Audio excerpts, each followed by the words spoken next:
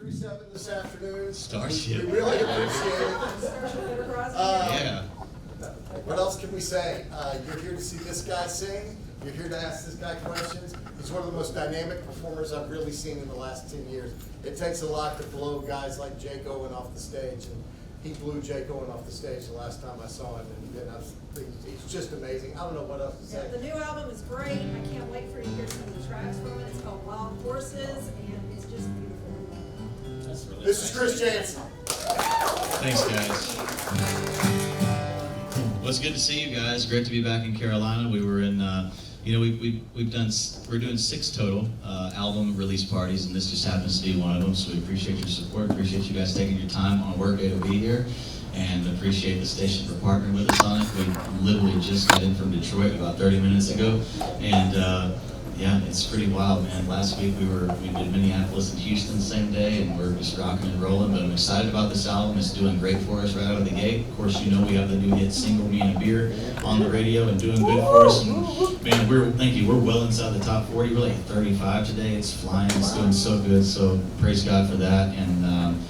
And so, okay, I'm going to kick off with this first one, Wild Horses. This album epitomizes me totally. The gloves are off, I say, at this point in my career. Like, we're having fun, we're doing things our way, and no rules, no regulations, just doing it the way we wanted to do it always, and finally get into. So here we go.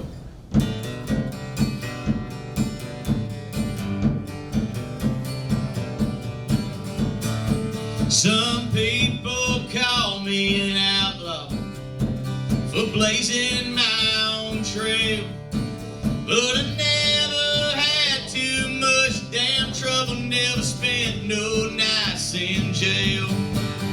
Well, there she came walking in her high-heel cowboy boots. She said, "Boy, you look like a wild one." I said, "Baby, you do too." Wild horses were never meant to be tamed. Wild horses, they'll drive you half insane. With a right wheel around one, probably better ride on. I can promise you a definite baby. But if wild horses is what you want, then saddle on up here, baby.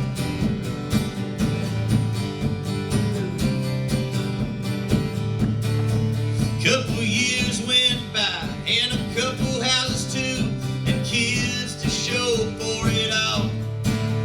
And a life well spent, full of love and happiness. You know me and that girl had a ball. Wild horses were never meant to be tamed. Wild horses, they'll drive you half insane. With a right wheel around one, probably better ride on. I can promise you a definite baby. But if wild horses is what you want, then saddle on up here, baby. I don't claim to be no cowboy, I don't claim to be Jesse James.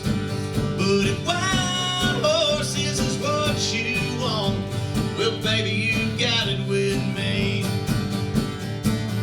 Wild horses were never meant to be tamed. Wild horses, they'll drive you half insane. With a right wheel around one, proud better ride on. I can promise you a definite baby. But if wild horses is what you want, then saddle on up here, baby.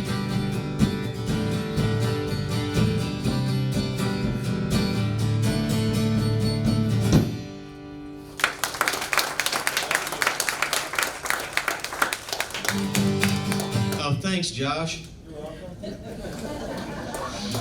It's been a long day.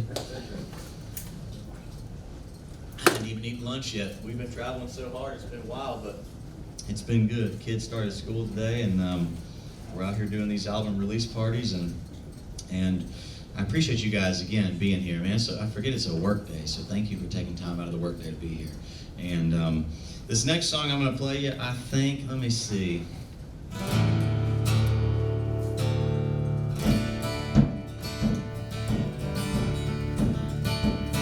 Yeah, I'm doing this one today. Okay, perfect. This guy lives like a shit-kicking American right here, right? Yeah, good. Me too. You inspired me to do this. I look around at the demographic and I go, yes.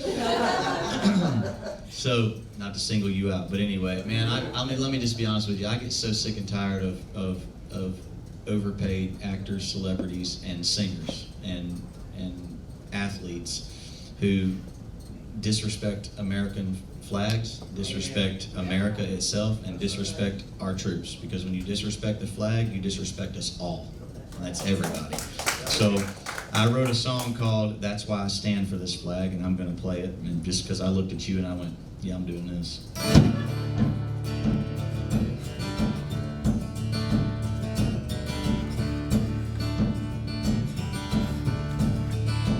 It stood proud on the bulge, flew across the Delaware. It's earned every scar, still flying everywhere. It's been kicked and it's been cussed, it's been burned out in the street, but it never would give up. No, it just can't be beat. It's folded on the mantle, hanging out there on the porch. It's high in New York City and on the country store. It stands for what's right, it stands for the free, it stands for every small town kid who ever had a dream. All the ones who left their homes and never made it back. That's why I stand for this flag. When that anthem gets to play, you won't find me on my can. I know some people do, man, it really makes me mad. Get to walking on my fighting side, just like old Hattie. And that's why I stand for this flag. It stands for what's right, it stands for the free, stands for every small town kid who ever had a dream. All the ones who left their homes and never made it back. That's why I stand for this flag. Yeah, that's why I stand for this flag.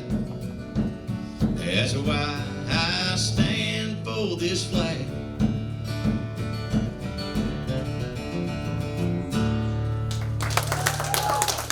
Thank you very much. I love that song. That's a little taste of what's on this record. Now, we released that one early before the album came out. The album came out, as you may know, 2 days ago, August the 1st. And man, this was a fun record to make. You know, people don't ever get the backsides and the insides of how artists make their albums, but I'll tell you real quick in a nutshell, most of the time they waste too much time writing it, then they waste too much time and money recording it, and they spend too many days doing the things that don't matter. We wanted to stick to the things that do matter. We wrote these songs at my cabin, my hunting cabin, on the river, in the woods. We wrote them the same day. We set up a studio shop. I mean, we set up stuff like this in my cabin.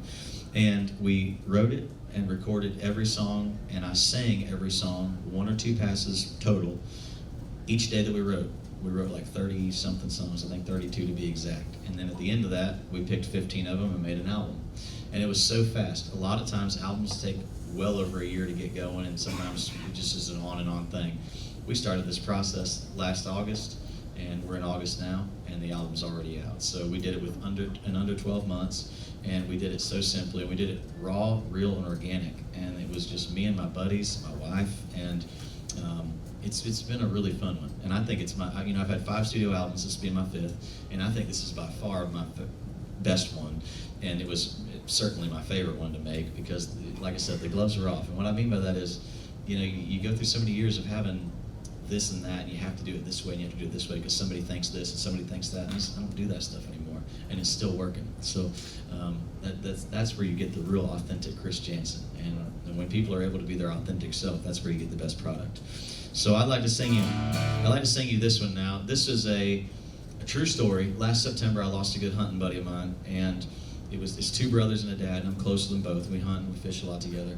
And September, we lost one of the brothers, and I walked up graveside of the father after being at the funeral. I said, "I'm so sorry," of course. And he said, "This is going to be my hardest hunting season." And I wrote the song "Hardest Hunting Season" the week after that because of that, what he said at his son's funeral, which was one of the hardest days I've ever had to be a part of.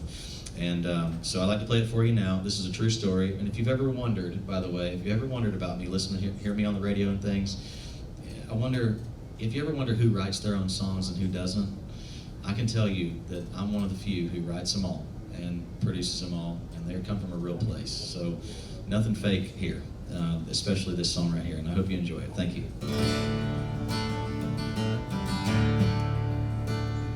There's a picture hanging up, to Kansas in the fall.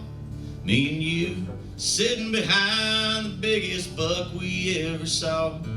Your I-6 is on the mantle, collecting dust is all it's doing.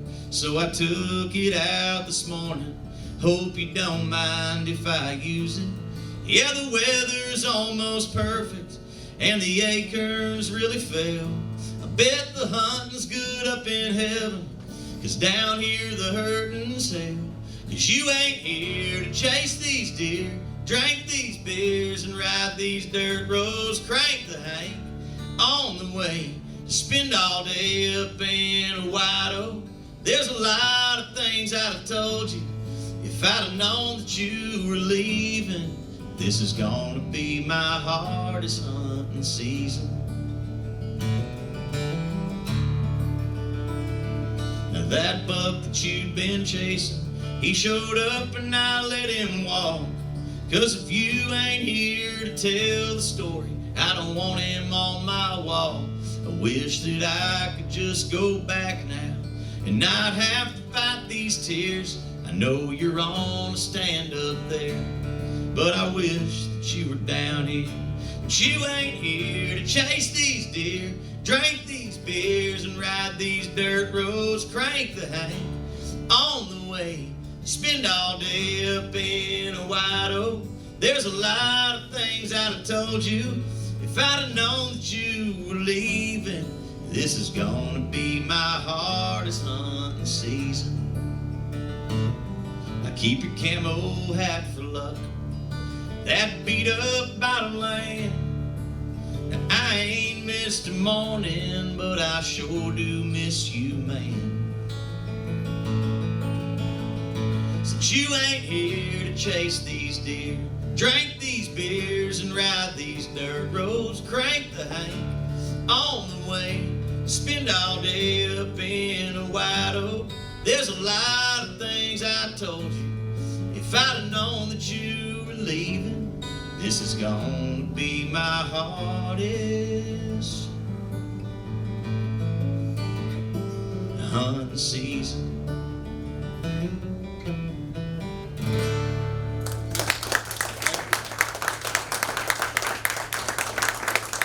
You good? Okay, good. That one hits me hard too, I know. You about to tear me up back there. Oh yeah, man, that's like, and you don't even gotta be a hunter to get that, you know what I mean?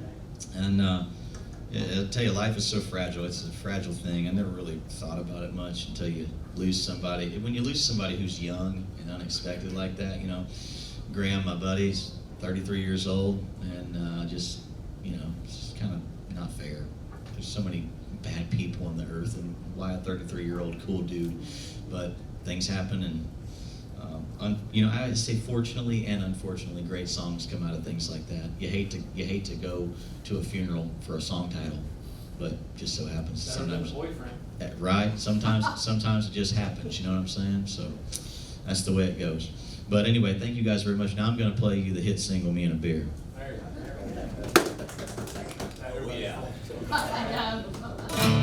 Now I'll tell you what, when we wrote this, my wife said to me, she said, "Can't you just write me something in between like good vibes and fix a drink?"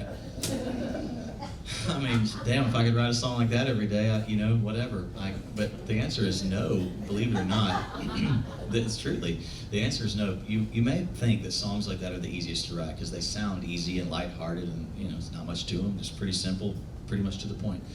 Hardest Hunting Season is an easier song to write than Me and a Beer because Hardest Hunting Season just flows out of you.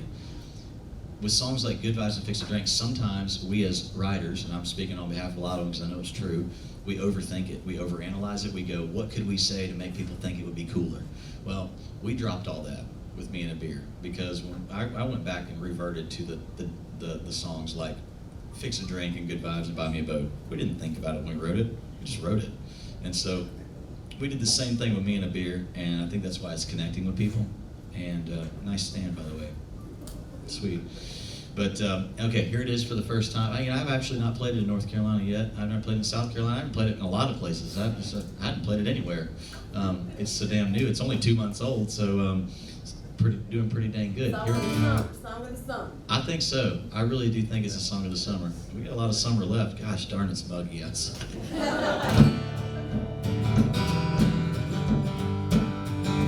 Prettiest girl I'd ever seen. Look at her, then look at me. I thought I can't walk up and ask her to dance. Not with me in a beer can. I ain't about to get under my truck all Saturday long with the summer turned up. Cranking that boat till the oil's pouring in the paint. Not with me in a beer can. I can do hard work all day long. I can be anyone that I want. Get me drinking, sign me up, and I'm singing Sweet Home Alabama. Might not get it done by myself, but if I could have a little 12-ounce help, I'll be good if you just put one in my hand. Yeah, me in a beer can. Oh, me in a beer can.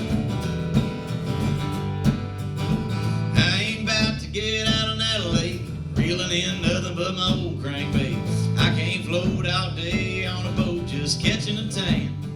No, me in a beer can. And I ain't about to get up in that tree, watching them bucks not crossing that creek. Can't kill nothing but time sitting up there in that stand. Yeah, but me in a beer can. I can do hard work all day long. I can be anyone that I want. Get me drinking, sign me up, and I'm singing Sweet Home Alabama. Might not get it done by myself, but if I could have a little 12-ounce help, I'd be good if you just put one in my hand. Yeah, me in a beer can. Whoa, me in a beer can.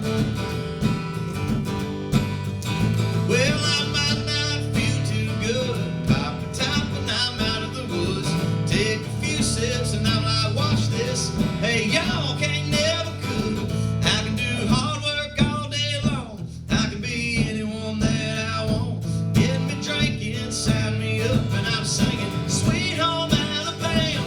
Might not get it done by myself, but if I could have a little 12-ounce help, I'd be good if you just put one in my hand. Yeah, me in a beer can. And it goes so good with this. I can fix a drink, pour it on ice, mix it on up and get you feeling right. I can get you buzzed, I can get you smiling, I can make you feel like you're sitting on an island. I can make it fruity, I can make it strong. All you gotta do is tell me what you want. Put it to your lips, take a little sip, and tell me what you think. I can fix a drink, but it can buy me a boat. It can buy me a truck to pull it. It can buy me a Yeti 110 ice down, silver bullets. Yeah, I know what they say, money can't buy everything. Yeah, maybe so, but it can buy me a boat.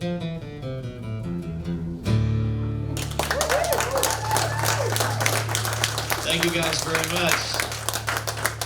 if you guys got any questions before this wraps up, I would love to. I'll field some questions. So all you got to do is ask. Yes, ma'am. If you were not a musician, Yeah. what would your fallback plan have been? What would you? I don't have one. I don't have one. Well, you were just blessed then. Well, yes, ma'am. Thank you. I will tell you, when I was a kid, I've been doing music. So I've been playing music full time since I was 9 years old, and I didn't have my first hit until 2016. As an artist with Buy Me a Boat, so that's not that long ago, 9 years. And up until that point, I'd had a couple record deals. I moved to Nashville when I was 18, so that was 9 to 9, so that's 9 years, about 10. It's a 10-year time frame, right? And moved to Nashville and played the honky tonk bars for a year. Got discovered, got my first record deal when I was way too young to have one, and it was on a big record label, and I had a single that went to radio. We did a big radio tour. It was top 40, and it hit like number 39, and then the label shifted, and people got fired, and business stuff, and the deal went away. And then I signed another record deal with another big company a couple years later after just tooling. You come out of the bars, you get a record deal, you think you've made it. You lose your record deal, then you're like, oh boy, now I can't go back to the bars because I've already told people I've made it. You know the deal. It's true. It's true.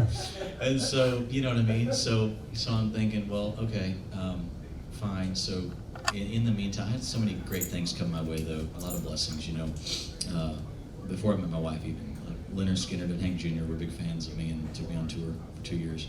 So I had, I was making money, I was doing good, and we were doing fine. I met my wife, and I met her into my third record deal, and that label shifted as well and shuttered and went away. And I just said, okay, I'm just done with that. We got married, we had a great relationship, everything was good, we're raising kids, we're working hard. She said, you got to get out of the woods and start writing songs full time. You got to get serious about it. So I love to hunt and fish, so I do spend a lot of time there. So I got in there and I started writing songs, and that was in 2010. And wouldn't you know it, after writing songs, I'm talking about 7 songs, 7 days a week, at least 2 or 3 songs a day, hardcore, even Sundays. For a year, I got my first big cut as a songwriter on another artist. It was Tim McGraw's, a song called Truck Yeah. And it sold like 1 million units this is like even before the streaming world took over big time, where, pay for, free plays, by the way, but this is back when you could actually download and buy physical copies, and it sold like 1 million records in like a week, and that changed our life. And then after that, I was like, man, like this feels pretty good. I remember where I was at. I was using a red Murray push lawnmower. This is a true story. I was pushing a red Walmart Murray lawnmower, the kind where you got to pull the damn handle down, didn't have automatic walk, and I was mowing around a trampoline that I bought off of a garage sale, and I'll never forget exactly where I was at and how it felt. But anyway, we've had some great successes, and I had some other big songs cut, and then we were on our way with my artistry, but that didn't pop in again until 2016. And then we've just been on an uphill climb ever since. It's been really good, but I don't know what I'd be doing otherwise. I really don't. I mean, I know I'd be doing this. I'd be broke and hunting a lot, but other than that, I don't know what I'd be doing for a living. Yeah. Anybody else have any questions? Yes, sir. Can I report? Sure. Okay. So, like you, I'm a big hunting and fishing person. And so is my daughter. So my wife tells me the exact same thing. Get out of the woods, get out of the water. And my son absolutely loves Bobby and boat. Oh, that's nice. So he uses that as a salesman to his mother. We say, well, if Chris Janson can do that, right, buy me a boat. So Yeah, then I can. You'd be so happy to say, Jackson, you need a boat. Yeah, for sure. Jackson, it's Chris Janson here. You need a boat. Your dad's in. We're going to talk your mom into it. And never, ever, ever get out of the woods or the water. Ever. Anytime. Anybody else? Yes, ma'am. Where do you get all your energy? Because I've seen you in concert several times, and you were like all over the place. Yeah. Like, flying around, and it's like. That's a good question. So, God, really. And just, I'm an old school man's man kind of guy. I chase my wife around all the time. I do. And in a world where oh my God, let's not talk about this and that, I talk about that. So, you know, I love that woman and she keeps me on my toes. Also, we have 4 kids and they keep me on my toes. And also, to be honest with you, I think if everybody is being completely honest with themselves, and I don't know you guys on a personal level, but I'm just being real here. Everybody battles with bouts of down, and some people call it depression even. But I do naturally, I was just inherited that from my upbringing, and so I choose every morning to be happy, and I choose to get up. And it's pretty inspiring when you're married to somebody like I am, because nothing phases my wife, and I think that's just part of being a woman, you understand? And that is inspiring to me. So when you have that and kids to live for and all these things to be happy about, how could you not be happy? And so when I get on stage, as much of it, by the way, people think it's rainbows and fairy tales, okay? It's not, it's work, it's hard work. Traveling is, most people could never do it. And so when I get on stage, there are moments though that I sit and I think, like, wow, my dreams came true. Everything that I ever wanted in my life happened. Everything. And I really am thankful for that. And that's where I get my energy. I really do. I love to see people smile. If people are smiling and happy and giving a thumbs up and just be, like, you have a nice smile, by the way. Yeah, you, no, you, in the blue shirt. Yeah, you. And I love to see people smile, and I love to see people happy, and so happiness reciprocates itself, just like negativity does. So You're extremely entertaining to watch. you're very nice, thank you. Well, it's not an act, I can promise you that. It's real, it's real. And I'll tell you this, if I'm not having a good time, if you ever happen to catch me, which you probably won't, but if you ever happen to catch me when I'm having a good time on stage, you'll know it. Yes, ma'am. We've seen you several times. Yep. Like grandma was over here. But my favorite was when you did right here in Charlotte, we did the drive-in. Oh, during COVID. Yeah, it was like the first time we were like free Yep. from COVID, and it was like you and Mitchell Tim Yep. and whatnot. Where did we do that again? It was on time. That was blast. We was right in front It of was you. pretty fun, wasn't it?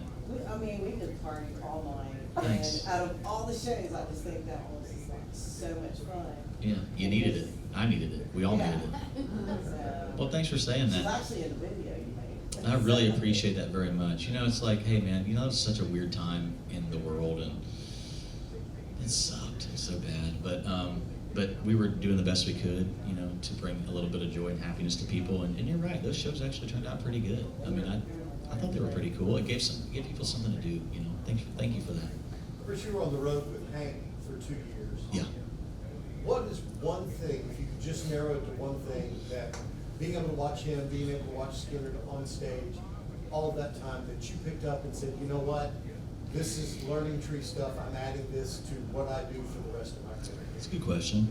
You know, I'm going to give you the honest answer, though. You may not expect this answer. I don't watch anyone and take anything from their show. I don't care if it's Hank Jr., I don't care if it's nobody. Because you become not original when you do that. And I don't believe in copying people. I'm too much of a alpha male. I'm too much into my own thing. And I don't mean that cocky, I just mean that confidently. But, and also, honestly, I was partying so hard during the tour. If you want the truth, I mean, I was rolling really hard and getting tattoos that I didn't need, and like lots of things were happening. But anyway, but I'll say I have some great memories from those tours. I'll give you that. How about that? So Leonard Skinner has always been, you know, I was lucky to tour with him when there was a lot of still original members, and so they were very kind to me. And I was, you know, I was 19 years old, man. I was just turning 19. And so they were very kind to me. They treated me like a little brother. And Hank did as well. Everybody was really nice. And Hank's the reason I smoke cigars. Bad habits, but pretty fun habits. One time he goes, "Hey, you ever have one of these?" And it was a cigar. And I was like, yes. So I smoked a cigar, I got really sick, but now I smoke cigars full time. Anyway, anybody else have any questions? Yes, ma'am. As a dad, Yeah. how will you handle great question, because I've already handled it once, and I'm about to handle it. I'm kind of handling it again, and I hate it.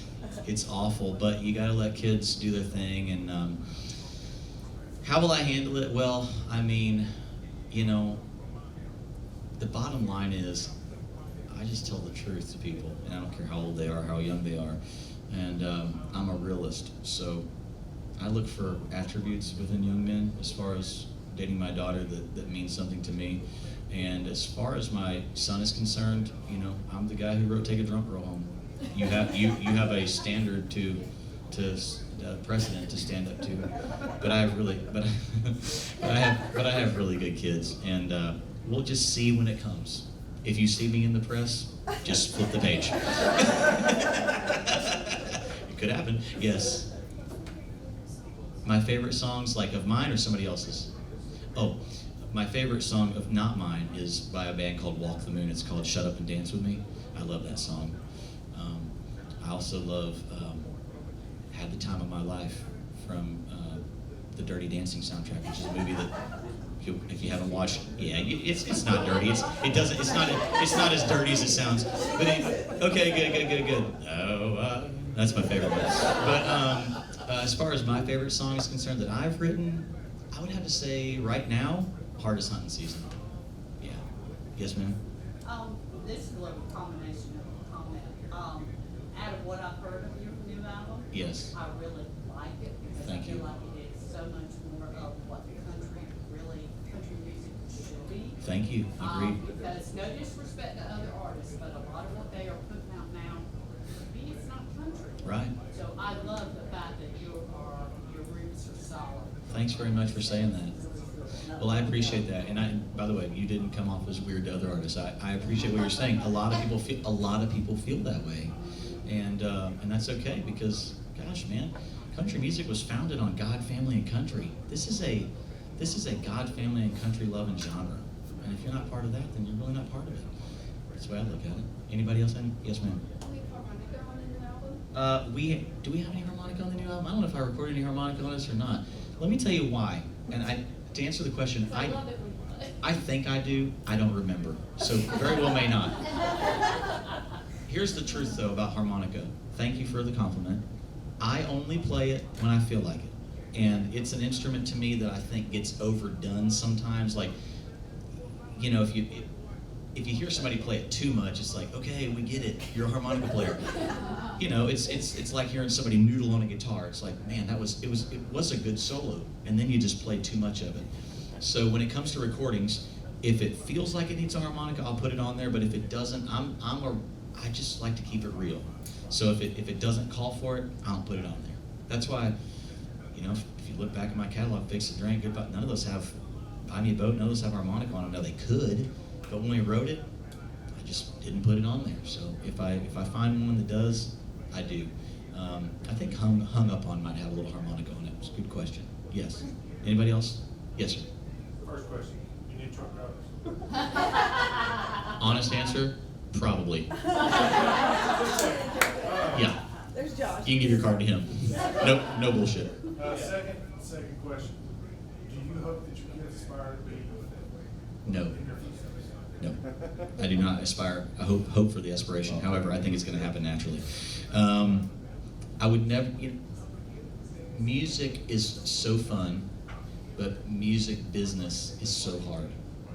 And I don't care what business you're in, you never wish the hard parts of your business to be on your kids, right? You always want better for your kids than what you had. So even though I think we could probably coerce them down the right road to have great success and never have to worry about that part of it, yes, but that's not reality. Because at some point when life slaps you in the face, then it slaps you real hard. My youngest son is my singer. Actually, all my kids can sing, all my kids can dance, and all my kids are good-looking kids. But they're all like too shy to take that step. Jesse, my youngest, the redhead, is not shy at all. You've seen him probably on stage when he's singing the real bass pro. Like, he is the real deal, and he does not care what people think. And I mean, legit, like, you know, he told me he was the guy last night, he was coaching me on where he was gonna sleep in the house. And I was like, dude, shut up. But You know, I think if it happens naturally, yes. You know, Kid Rock calls him Young Red. He's a big proponent of him singing. I am too. I mean, I want my kids to do what they want to do. So if they're happy, I'm happy. Thanks for asking. Thank you guys so much for these questions, and thank you for being here. And let's get one big group shot. I got some koozies I brought. We brought some Mina beer koozies, me and Kelly. We'd love for you to take one, and they're on us. And we got some signed pictures too. This has been a real treat. Thank you guys so much.